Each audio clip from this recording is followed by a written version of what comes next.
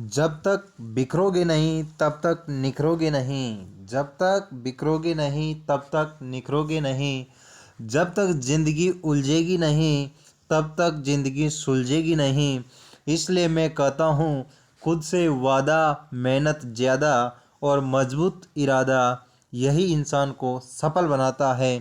जय हिंद साथियों, कैसे हो आप सभी? मस्त होंगे। और मैं आज आप लोगों के लिए लेकर आया हूँ रीट भर्ती परीक्षा को लेकर शिक्षण विधियों की बात करने वाले हैं आज की क्लास में हम लोग, जो कि महत्वपूर्ण टॉपिक होने वाला है, क्योंकि शिक्षण विधियों का बहुत ही ज़्यादा वेटेज रहता है पात्रता परीक्षा में।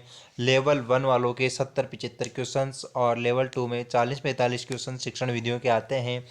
15 क्वेश्चंस हिंदी की शिक्षण विधियों के, 15 इंग्लिश की जिनको लैंग्वेज इंग्लिश चुनी है, और जिनके एसएसटी हैं वहाँ पे उनके 15 क्वेश्चन एसएसटी के। इस प्रकार से जो शिक्षण विधियों को अच्छी तरह से मजबूत बना लेता है उसको रीट पात्रता परीक्षा पास करने में कतई कठिनाई महसूस नहीं होती है।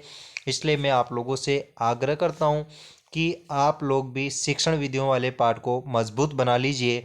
और मजबूत बनाने के लिए मैं आ गया हूँ आपके साथ बहुत ही अच्छे सेलेक्टेड क्वेश्चंस लेकर, जो कि आपके आने वाली रीट पात्रता परीक्षा में से जो क्वेश्चन लेकर आया हूँ वो बहुत इंपॉर्टेंट होने वाले हैं। कुछ क्वेश्चंस जो पिछली बार रीट पात्रता में पूछे गए थे, और कुछ उनसे संबंधित क्वेश्चन जो संभावित प्रश्न है आने वाली रीट पात्रता परीक्षा में।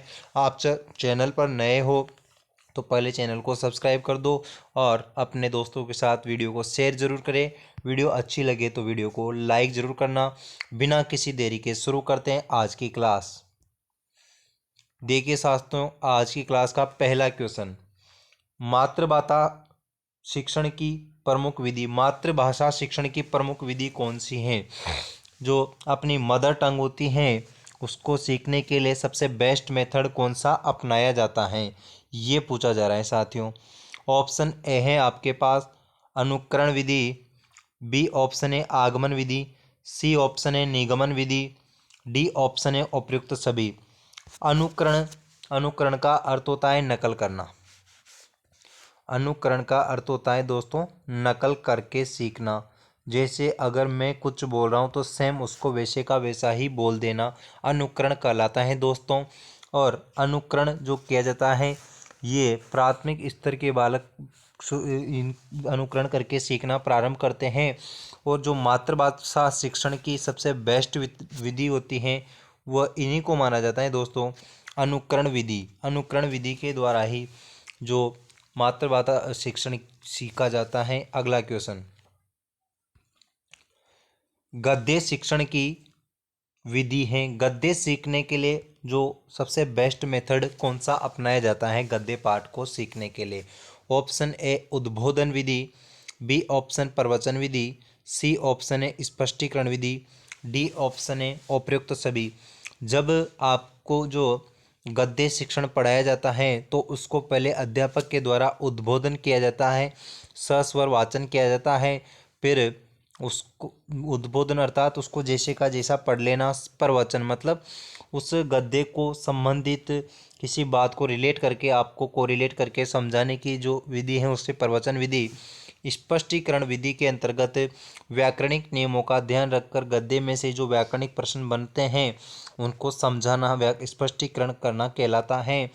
तो इस प्रकार से जो गद्य शिक्षण है उसमें आपके सामने जो सही जवाब है वो हो जाएगा साथियों ऑप्शन नंबर डी उपयुक्त सभी। जो तीनों विधियां हैं वह गद्य शिक्षण के लिए बेस्ट मेथड मानी जाती हैं दोस्तों। अगला क्वेश्चन, निम्नलिखित में से रचना शिक्षण की विधि है। रचना शिक्षण, तो रचना शिक्षण के लिए सबसे बेस्ट मेथड कौन सी है? ऑप्शन ए उद्बोधन विधि, बी ऑप्शन है केल विधि, सी है रूपरेखा विधि, डी है उपरोक्त सभी। रचना शिक्षण, तो रचना शिक्षण के लिए इनमें से तीनों ही विधियां रचना शिक्षण की हैं। उद्बोधन विधि, केल विधि, रूपरेखा विधि, तीनों विधियों को रचना शिक्षण में शामिल किया जाता है। चारों के द्वारा क्रिएटिविटी टीचिंग करवाई जाती हैं, क्योंकि जो प्राथमिक स्तर के जो बालक होते हैं उनको केल केल के माध्यम से केल केल में मान लो जैसे गर्ल्स हैं तो गर्ल्स को रंगोली बनाने के लिए जो शिक्षण दिया जाता है, उसको रंगोली कार्यक्रम में जो गर्ल्स भाग लेती है या मेहंदी प्रतियोगिता में भाग लेती है, तो वो उनके लिए रचना शिक्षण की प्रक्रिया में ही आएगा। और इस प्रकार खेल के माध्यम से वो आसानी से सीख जाती हैं। रूपरेखा विधि, जैसे आप कहीं पे आप ग्राउंड में सर्वे करने ले गए बच्चों को, तो वहाँ पर पूरे ग्राउंड में जो अपन कुछ बना रहे हैं उसकी रूपरेखा एक चार्ट में तैयार की जाती है, उसको रूपरेखा विधि। और उद्बोधन विधि आप जानते ही हो, जब अध्यापक उसको सस्वर वाचन करता है पढ़ता है, उद्बोधन विधि। अगला क्वेश्चन है, किसने 1954 में शिक्षण मशीन को लोकप्रिय बनाया? शिक्षण मशीन को लोकप्रिय बनाने का श्रेय किसे दिया जाता है? Teaching machine. तो शिक्षण मशीन को लोकप्रिय किन्होंने बनाया? Option A Pavlov, B option है सिगमंड फ्राइड, सी है स्किनर, डी ऑप्शन है अल्बर्ट बांडुरा। पावलोव के द्वारा आपके अनुकूलित अनुक्रिया का नेम दिया गया है दोस्तों। सिगमंड फ्राइड मनोविश्लेषणवाद हैं, इनके सिद्धांत मनोविश्लेषणवाद दिया गया है। स्किनर क्रिया प्रसूता का सिद्धांत और अल्बर्ट बांडुरा सामाजिक अधिगम का सिद्धांत, इनके द्वारा पावलोव ने कुत्ते पर प्रयोग किया है शिक्षा मनोविज्ञान में, और पाचन कार्य के लिए इनको नोबेल पुरस्कार भी दिया गया है दोस्तों। तो इस प्रकार से पावलोव द्वारा 1904 में इनको नोबेल प्राइज दिया गया। सिगमंड फ्राइड ने मानव मन के 3 प्रकार बताए हैं दोस्तों, चेतन, अचेतन, अर्धचेतन। व्यक्तित्व के भी 3 भाग इन्होंने इड, ईगो और सुपर ईगो में बांटा है।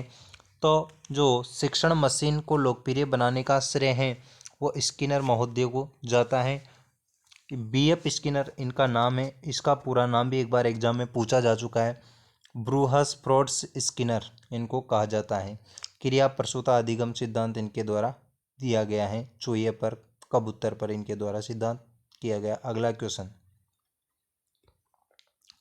भाषा की पाठ्य पुस्तक ऐसी हो जिसमें, भाषा मतलब लैंग्वेज, अगर लैंग्वेज की बात करूं हिंदी, इंग्लिश या संस्कृत, तो लैंग्वेज की बुक किस प्रकार की होनी चाहिए? लैंग्वेज की बुक, अदर सब्जेक्ट की बात नहीं कर रहा, केवल लैंग्वेज वाली बुक की बात है।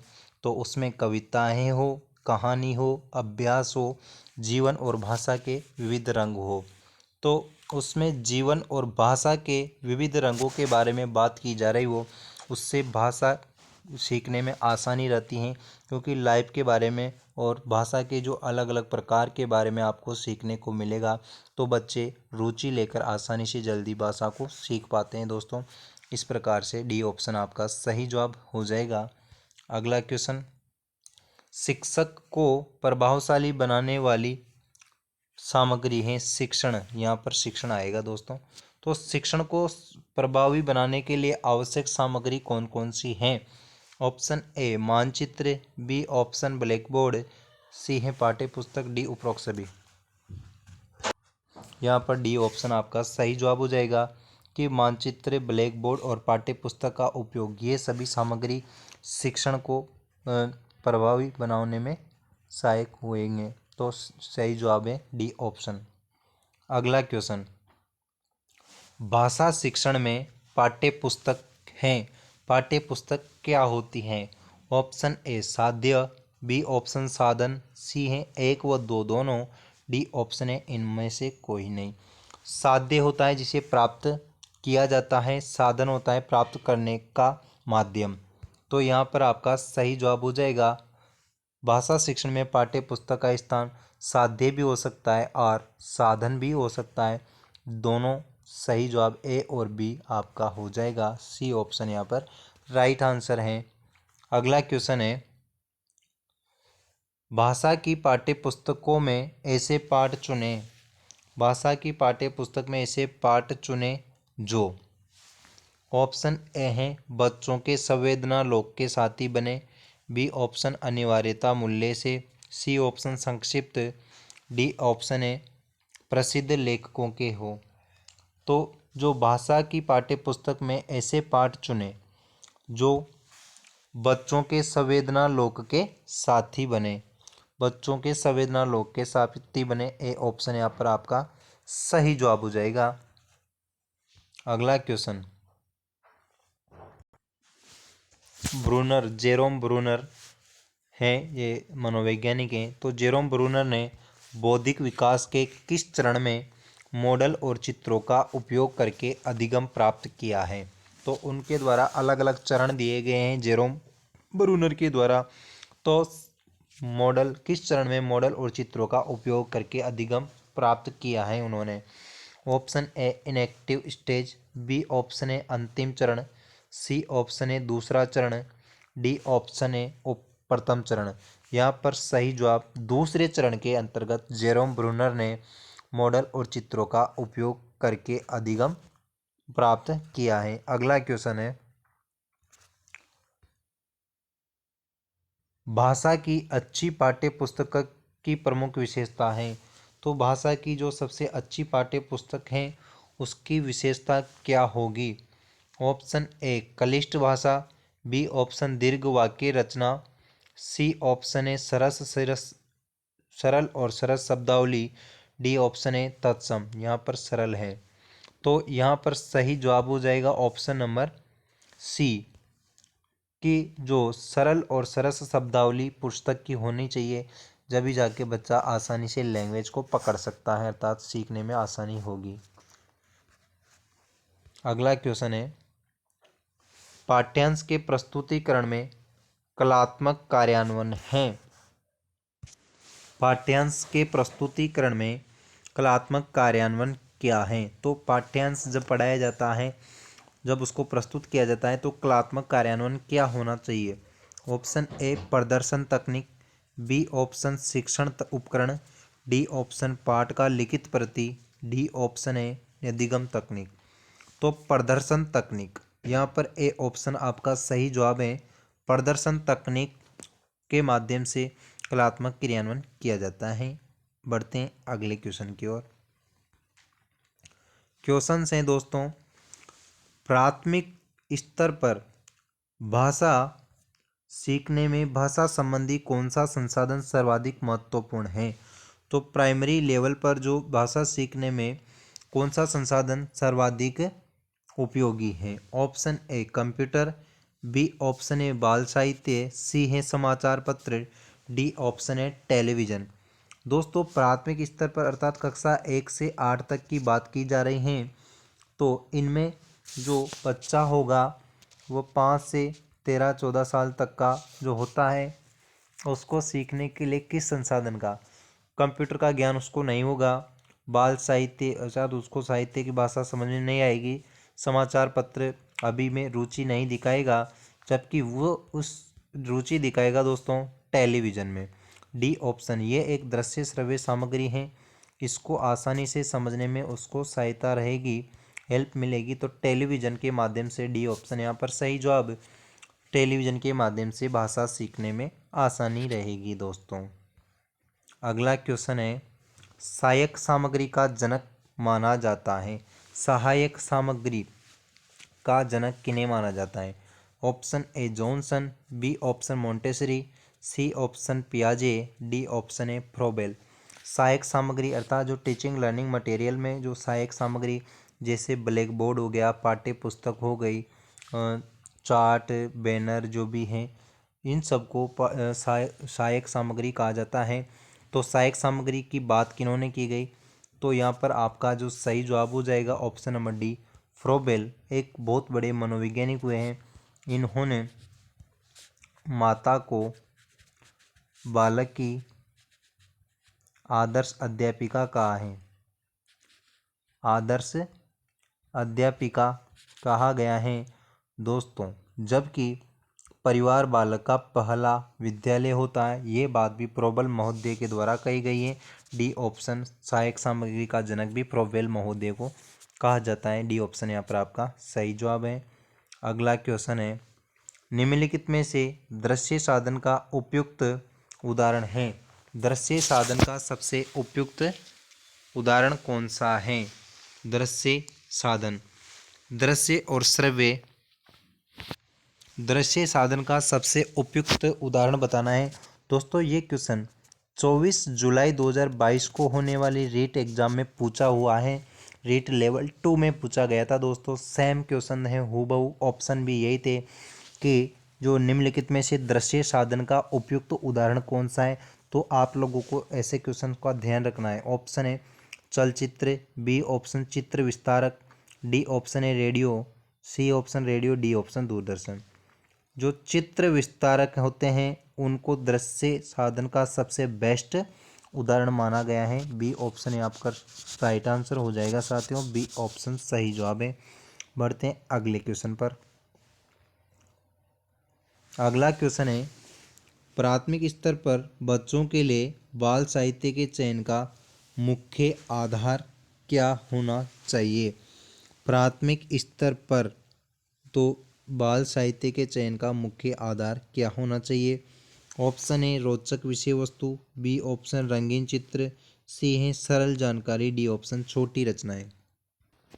जो प्राथमिक स्तर के जो बालक होते हैं उनको रोचक विषय वस्तु पढ़ानी चाहिए दोस्तों, क्योंकि जिसमें उनकी रुचि रहेगी उसको सीखने में वो रुचि दिखाएंगे तो आसानी से सीखने में सफल होंगे। तो रोचक विषय वस्तु उनके लिए लानी पड़ती हैं दोस्तों। सही जवाब है ऑप्शन नंबर ए। अगला क्वेश्चन है कौन भाषा शिक्षण का दृश्य साधन है? भाषा शिक्षण का दृश्य साधन कौन सा है? ऑप्शन ए चित्र विस्तारक यंत्र, बी है gramophone, C option chart, D option नाटकीकरण। नाटकीकरण यहाँ पर आपका सही जवाब हो जाएगा, ऑप्शन नंबर डी। भाषा शिक्षण का दृश्य श्रव्य साधन, दृश्य और श्रव्य मतलब देखना और सुनना दोनों नाटक के जब प्रस्तुत किया जाता है तो देखा भी जाता है और सुना भी जाता है। अगला क्वेश्चन समाचार पत्र कैसी शिक्षण सहायक सामग्री है? समाचार पत्र ऑप्शन ए दृश्य, बी ऑप्शन श्रव्य, सी है दोनों, डी है इनमें से कोई नहीं। सही जवाब है आपके पास ऑप्शन नंबर ए दृश्य सामग्री समाचार पत्र के माध्यम से देखकर ही ज्ञान ग्रहण किया जाता है। अगला क्वेश्चन नेक्स्ट क्वेश्चन है अभ्यास द्वारा प्राप्त किए जाने वाले छोटे छोटे लक्ष्य को क्या कहते हैं? बहुत अच्छा क्वेश्चन है, बहुत शानदार क्वेश्चन है। स्टार लगा लो, वेरी मोस्ट लगा लो, पक्का पूछा जाएगा रीट के एग्जाम में। आप लोग जल्दी से क्लास को शेयर करो, अपने साथियों को बताइए कि इतने इतने अच्छे क्वेश्चन अपने इजी ट्रैक चैनल पर लाने को मिल रहे हैं, देखने को मिल रहे हैं। और अपने सभी साथियों को बताइए। आप चैनल पर नए हो तो प्लीज़ चैनल को शेयर कर दो यार। वीडियो लाइक नहीं कर रहे आप लोग, लाइक का बटन दबाइए, कमेंट कीजिए। जब आप कमेंट करते हो तो मुझे बहुत अच्छा लगता है और सेल्फ कॉन्फिडेंस मिलता है। इसलिए आप लोग कमेंट ज़रूर करिएगा कि वीडियो पसंद आ रहा हो तो वीडियो को लाइक भी करो और शेयर करने में कोई कंजूसी नहीं करनी है। तो जो अभ्यास द्वारा प्राप्त किए जाने वाले छोटे छोटे लक्ष्य को क्या कहते हैं? सबसे पहले तो मैं आपको बताऊं अभ्यास का नियम किनके द्वारा अभ्यास का सिद्धांत दिया गया था। तो अपने जो मनोवैज्ञानिक रहे थॉर्नडाइक व्यवहारवादी हैं, थॉर्नडाइक के द्वारा अभ्यास का और त्रुटि का सिद्धांत दिया गया है दोस्तों। और 1893 में एनिमल इंटेलिजेंस पीएचडी का शोध पत्र था। इसके माध्यम से इन्होंने सिद्धांत प्रस्तुत किया। जब बिल्ली बार बार पिंजरे के उसके नोब के ऊपर घंटी के ऊपर पाँव रखती है तो पिंजरा खुल जाता है। पिंजरे के बाहर मांस का टुकड़ा दिखाई देता है। और SR थ्योरी भी इसी की थ्योरी को कहा जाता है, स्टिमुलस रेस्पॉन्स उद्दीपक अनुक्रिया। ये कहते हैं कि उद्दीपक को देखकर अनुक्रिया की जा उद्दीपक के माध्यम से ही अनुक्रिया की जा सकती हैं, क्योंकि जब बिल्ली को जो मछली का टुकड़ा दिया जाता है तो वह अनुक्रिया कर रही है। अब यहाँ पर मैं आपसे बात कर रहा हूँ कि जो अभ्यास द्वारा प्राप्त किए जाने वाले छोटे छोटे लक्ष्य को क्या कहते हैं? ऑप्शन ए व्यवहारगत परिवर्तन, बी ऑप्शन प्राप्य उद्देश्य, सी ऑप्शन है लक्ष्य, डी ऑप्शन इनमें से कोई नहीं। उनको कहा जाता है दोस्तों प्राप्य उद्देश्य। अभ्यास द्वारा प्राप्त किए जाने वाले छोटे छोटे लक्ष्य को प्राप्य उद्देश्य कहा जाएगा, बी ऑप्शन सही जवाब। क्वेश्चंस बहुत वेरी वेरी इंपॉर्टेंट रहने वाला है दोस्तों। अगला क्वेश्चन रिक्त स्थानों की पूर्ति करने वाले प्रश्न मुख्यतः किस प्राप्य उद्देश्य की जांच करते हैं?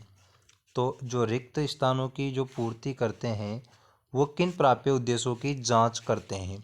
ऑप्शन ए कौशल, बी ऑप्शन ज्ञान, सी है अवबोध, डी ऑप्शन है अभिरुचि। अब दोस्तों, जो आपके सामने अवधारणा होती है, या तो अवधारणा या सिद्धांत होता है और तथ्य होते हैं, उनका अध्ययन तो किया जाता है किसमें, ज्ञान में। कौशल में चित्र, चार्ट या किसी भी चार्ट के माध्यम से सीखना। अवबोध में निबंधात्मक क्वेश्चंस की बात की जाती है। अभिरुचि तो बालक की जो अभिरुचि होती है इसकी बात की जा रही है।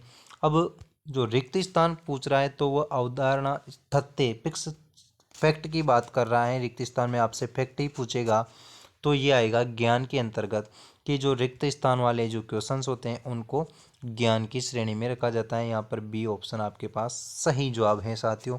ये भी क्वेश्चन बहुत अच्छा रहेगा, स्टार लगा लेना, पूछा जाना लायक क्वेश्चन है।